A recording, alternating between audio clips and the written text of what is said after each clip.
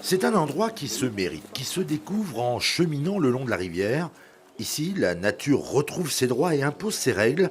Sur cette première réserve de vie sauvage, pas de pêche, pas de chasse, pas de cueillette, encore moins de feu. La faune et la flore, rien que ça. On veut des noyaux entièrement préservés. Alors des gens nous disent c'est la nature sous cloche, mais au contraire, on la laisse libre. Donc ça veut dire qu'elle évolue. Elle n'est pas du tout, elle est vivante. Le castor pourrait revenir un jour ici. Enfin voilà, on laisse tout faire. Donc c'est le contraire d'être sous cloche, c'est très très très vivant.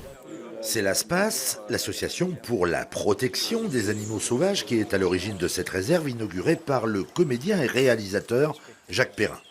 Un parrain investi et convaincu qui a déjà eu l'occasion d'inaugurer 2 réserves de ce type dans le département de la Drôme. Quand on laisse la nature libre, elle dessine des perspectives, des paysages formidables. Donc cette réserve du Trégor, c'est pour le bien commun. C'est pas réservé à quelques-uns. Non, c'est une ouverture. Venez voir comme c'est beau la rivière. Venez voir comme ces arbres qui se penchent comme ça sur l'onde. Qu'est-ce que c'est agréable. Si cette réserve a pu voir le jour, c'est aussi grâce à une donation. L'ancienne propriétaire des lieux a su joindre le geste à ses convictions propres. Donc j'ai toujours admiré la nature, j'adore les grandes promenades. Je suis une grande marcheuse.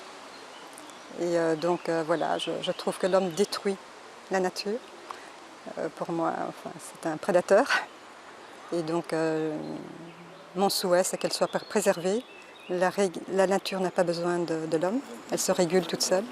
Dans les prochaines semaines, des gardes veilleront au bon respect de cet espace de liberté pour que s'y réveille une biodiversité, car la nature aussi a le droit de voir la vie en bleu.